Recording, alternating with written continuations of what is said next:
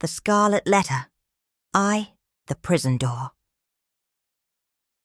A throng of bearded men in sad-coloured garments and grey steeple-crowned hats, intermixed with women, some wearing hoods and others bareheaded, was assembled in front of a wooden edifice, the door of which was heavily timbered with oak and studded with iron spikes. The founders of a new colony, whatever utopia of human virtue and happiness they might originally project, have invariably recognized it among their earliest practical necessities to allot a portion of the virgin soil as a cemetery and another portion as the site of a prison. In accordance with this rule, it may safely be assumed that the forefathers of Boston had built the first prison house somewhere in the vicinity of Cornhill, almost as seasonably as they marked out the first burial ground on Isaac Johnson's lot and round about his grave, which subsequently became the nucleus of all the congregated sepulchres in the old churchyard of King's Chapel. Certain it is that some 15 or 20 years after the settlement of the town, the wooden jail was already marked with weather stains and other indications of age, which gave a yet darker aspect to its beetle-browed and gloomy front. The rust on the ponderous ironwork of its oaken door looked more antique than anything else in the New World. Like all that pertains to crime, it seemed never to have known a youthful era. Before this ugly edifice, and between it and the wheel track of the street, was a grass plot, much overgrown with burdock, pigweed, apple-peru, and such unsightly vegetation, which evidently found something congenial in the soil that had so early borne the black flower of civilized society, a prison. But on one side of the portal, and rooted almost at the threshold, was a wild rose bush covered in this month of June with its delicate gems, which might be imagined to offer their fragrance and fragile beauty to the prisoner as he went in, and to the condemned criminal as he came forth to his doom, in token that the deep heart of nature could pity and be kind to him.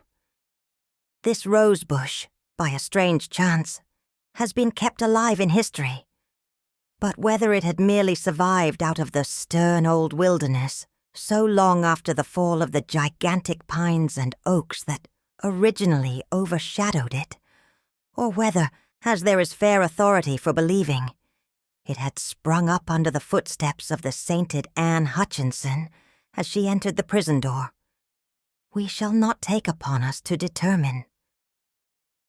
Finding it so directly on the threshold of our narrative, which is now about to issue from that inauspicious portal, we could hardly do otherwise than pluck one of its flowers and present it to the reader. It may serve, let us hope, to symbolize some sweet moral blossom that may be found along the track, or relieve the darkening close of a tale of human frailty and sorrow. The marketplace. The grass plot before the jail, in Prison Lane, on a certain summer morning, not less than 2 centuries ago, was occupied by a pretty large number of the inhabitants of Boston, all with their eyes intently fastened on the iron-clamped oaken door.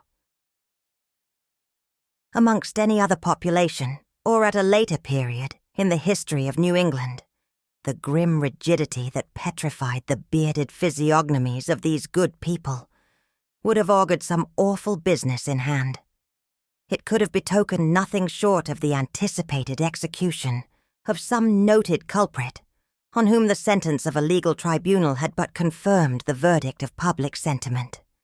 But, in that early severity of the Puritan character, an inference of this kind could not so indubitably be drawn.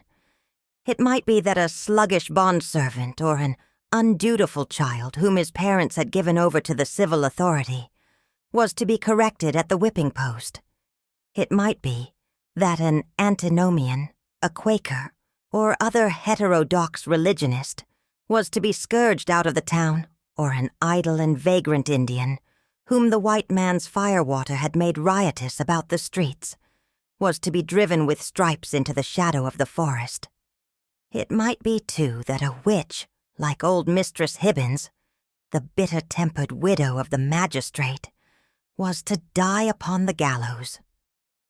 In either case, there was very much the same solemnity of demeanor on the part of the spectators, as befitted a people amongst whom religion and law were almost identical, and in whose character both were so thoroughly interfused, that the mildest and the severest acts of public discipline were alike made venerable and awful. Meagre indeed and cold was the sympathy that a transgressor might look for from such bystanders at the scaffold. On the other hand, a penalty which, in our days, would infer a degree of mocking infamy and ridicule, might then be invested with almost as stern a dignity as the punishment of death itself. It was a circumstance to be noted on the summer morning when our story begins its course, that the women, of whom there were several in the crowd, appeared to take a peculiar interest in whatever penal infliction might be expected to ensue. The age had not so much refinement that any sense of impropriety restrained the wearers of petticoat and farthingale from stepping forth into the public ways, and wedging their not unsubstantial persons, if occasion were, into the throng nearest to the scaffold at an execution. Morally, as well as materially, there was a coarser fibre in those wives and maidens of old English birth and breeding than in their fair descendants, separated from them by a series of 6 or 7 generations. For throughout that chain of ancestry, every successive mother has transmitted to her child a fainter bloom, a more delicate and briefer beauty, and a slighter physical frame, if not a character of less force and solidity than her own. The women who were now standing about the prison door stood within less than half a century of the period when the man-like Elizabeth that had been the not altogether unsuitable representative of the sex. They were her countrywomen, and the beef and ale of their native land, with a moral diet not a whit more refined, entered largely into their composition. The bright morning sun, therefore, shone on broad shoulders and well-developed busts, and on round and ruddy cheeks that had ripened in the far-off island, and had hardly yet grown paler or thinner in the atmosphere of New England. There was, moreover, a boldness and rotundity of speech among these matrons, as most of them seemed to be, that would startle us at the present day, whether in respect to its purport or its volume of tone. "Goodwives," said a hard-featured dame of 50, "I'll tell ye a piece of my mind. It would be greatly for the public behoof if we women, being of mature age and church members in good repute, should have the handling of such malefactresses as this Hester Prynne. What think ye, gossips? If the hussy stood up for judgment before us 5, that are now here in a knot together, would she come off with such a sentence as the worshipful magistrates have awarded? Marry, I trow not." "People say," said another, "that the Reverend Master Dimsdale, her godly pastor, takes it very grievously to heart that such a scandal should have come upon his congregation. The magistrates are God-fearing gentlemen, but merciful overmuch. That is a truth," added a third autumnal matron. "At the very least they should have put the brand of a hot iron on Hester Prynne's forehead. Madam Hester would have winced at that, I warrant me.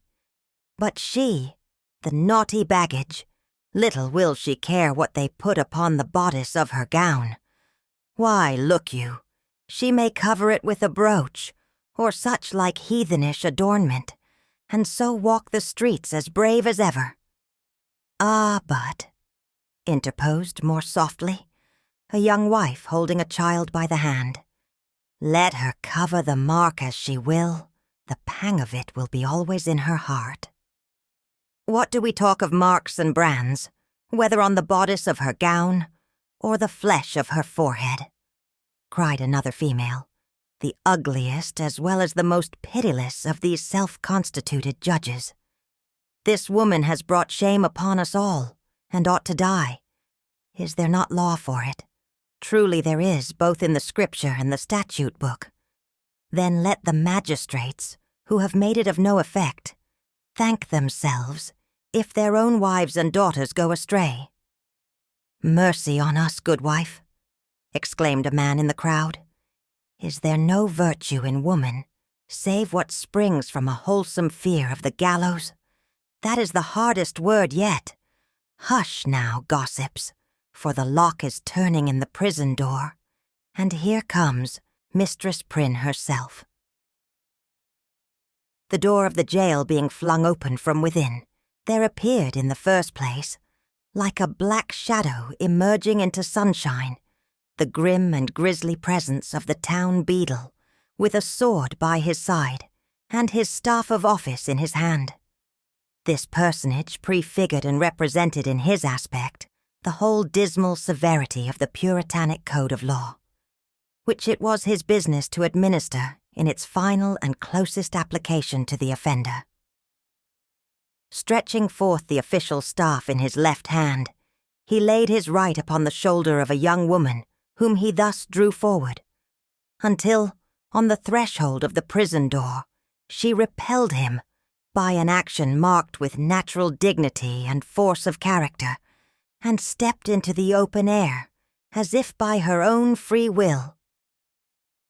She bore in her arms a child, a baby of some 3 months old, who winked and turned aside its little face from the too vivid light of day, because its existence, heretofore, had brought it acquainted only with the grey twilight of a dungeon or other darksome apartment of the prison. When the young woman, the mother of this child, stood fully revealed before the crowd, it seemed to be her first impulse to clasp the infant closely to her bosom, not so much by an impulse of motherly affection as that she might thereby conceal a certain token which was wrought or fastened into her dress. In a moment, however, wisely judging that one token of her shame would but poorly serve to hide another, she took the baby on her arm, and with a burning blush, and yet a haughty smile, and a glance that would not be abashed, looked around at her townspeople and neighbors. On the breast of her gown, in fine red cloth, surrounded with an elaborate embroidery and fantastic flourishes of gold thread, appeared the letter A. It was so artistically done, and with so much fertility and gorgeous luxuriance of fancy, that it had all the effect of a last and fitting decoration to the apparel which she wore, and which was of a splendor in accordance with the taste of the age, but greatly beyond what was allowed by the sumptuary regulations of the colony. The young woman was tall, with a figure of perfect elegance on a large scale. She had dark and abundant hair, so glossy that it threw off the sunshine with a gleam, and a face which, besides being beautiful from regularity of feature and richness of complexion, had the impressiveness belonging to a marked brow and deep black eyes. She was ladylike, too, after the manner of the feminine gentility of those days, characterized by a certain state and dignity, rather than by the delicate, evanescent, and indescribable grace which is now recognized as its indication.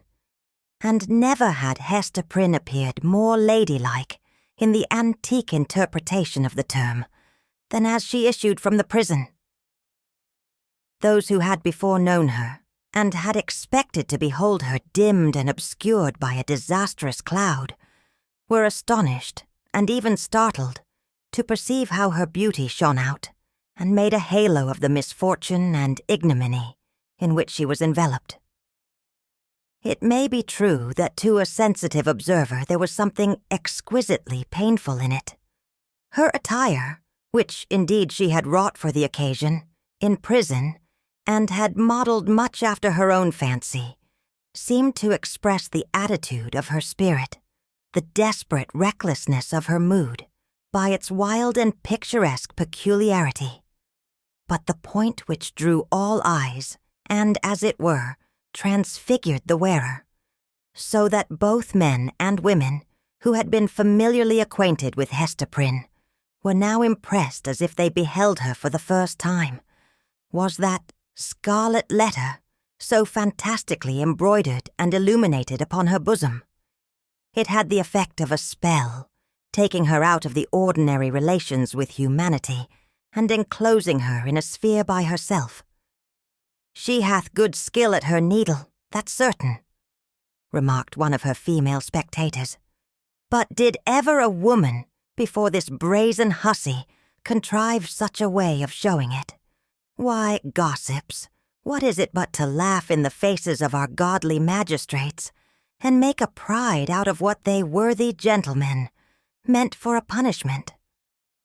"It were well," muttered the most iron-visaged of the old dames, "if we stripped Madam Hester's rich gown off her dainty shoulders. And as for the red letter, which she hath stitched so curiously, I'll bestow a rag of mine own rheumatic flannel to make a fitter one."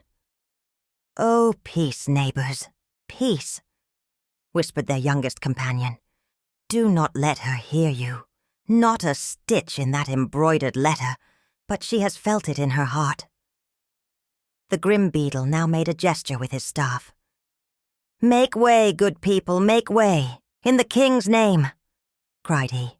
"Open a passage, and I promise ye, Mistress Prynne shall be set where man, woman, and child may have a fair sight of her brave apparel, from this time till an hour past meridian, a blessing on the righteous colony of the Massachusetts, where iniquity is dragged out into the sunshine. Come along, Madam Hester, and show your scarlet letter in the marketplace." A lane was forthwith opened through the crowd of spectators. Preceded by the beadle, and attended by an irregular procession of stern-browed men and unkindly-visaged women, Hester Prynne set forth towards the place appointed for her punishment.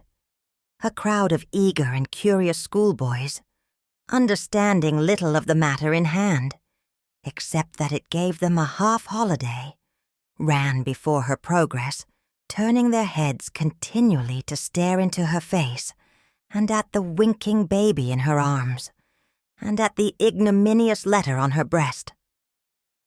It was no great distance in those days from the prison door to the marketplace. Measured by the prisoner's experience, however, it might be reckoned a journey of some length, for, haughty as her demeanour was, she perchance underwent an agony from every footstep of those that thronged to see her, as if her heart had been flung into the street for them all to spurn and trample upon. In our nature, however, there is a provision, alike marvellous and merciful, that the sufferer should never know the intensity of what he endures by its present torture, but chiefly by the pang that rankles after it. With almost a serene deportment, therefore, Hester Prynne passed through this portion of her ordeal, and came to a sort of scaffold at the western extremity of the marketplace. It stood nearly beneath the eaves of Boston's earliest church, and appeared to be a fixture there. In fact, this scaffold constituted a portion of a penal machine, which now, for 2 or 3 generations past, has been merely historical and traditionary among us, but was held in the old time to be as effectual an agent in the promotion of good citizenship as ever was the guillotine among the terrorists of France. It was, in short, the platform of the pillory, and above it rose the framework of that instrument of discipline, so fashioned as to confine the human head in its tight grasp, and thus hold it up to the public gaze. The very ideal of ignominy was embodied and made manifest in this contrivance of wood and iron. There can be no outrage, methinks, against our common nature. Whatever be the delinquencies of the individual, no outrage more flagrant than to forbid the culprit to hide his face for shame, as it was the essence of this punishment to do. In Hester Prynne's instance, however, as not unfrequently in other cases, her sentence bore, that she should stand a certain time upon the platform, but without undergoing that gripe about the neck and confinement of the head, the proneness to which was the most devilish characteristic of this ugly engine. Knowing well her part, she ascended a flight of wooden steps, and was thus displayed to the surrounding multitude at about the height of a man's shoulders above the street. Had there been a papist among the crowd of Puritans, he might have seen in this beautiful woman, so picturesque in her attire and mien, and with the infant at her bosom, an object to remind him of the image of divine maternity, which so many illustrious painters have vied with one another to represent. Something which should remind him indeed, but only by contrast, of that sacred image of sinless motherhood, whose infant was to redeem the world. Here there was the taint of deepest sin in the most sacred quality of human life, working such effect, that the world was only the darker for this woman's beauty, and the more lost for the infant that she had borne. The scene was not without a mixture of awe, such as must always invest the spectacle of guilt and shame in a fellow creature, before society shall have grown corrupt enough to smile, instead of shuddering, at it. The witnesses of Hester Prynne's disgrace had not yet passed beyond their simplicity. They were stern enough to look upon her death, had that been the sentence, without a murmur at its severity, but had none of the heartlessness of another social state, which would find only a theme for jest in an exhibition like the present. Even had there been a disposition to turn the matter into ridicule, it must have been repressed and overpowered by the solemn presence of men no less dignified than the governor, and several of his councillors, a judge, a general, and the ministers of the town, all of whom sat or stood in a balcony of the meeting-house, looking down upon the platform. When such personages could constitute a part of the spectacle, without risking the majesty or reverence of rank and office, it was safely to be inferred that the infliction of a legal sentence would have an earnest and effectual meaning. Accordingly, the crowd was sombre and grave. The unhappy culprit sustained herself as best a woman might, under the heavy weight of 1,000 unrelenting eyes, all fastened upon her and concentrated at her bosom. It was almost intolerable to be borne.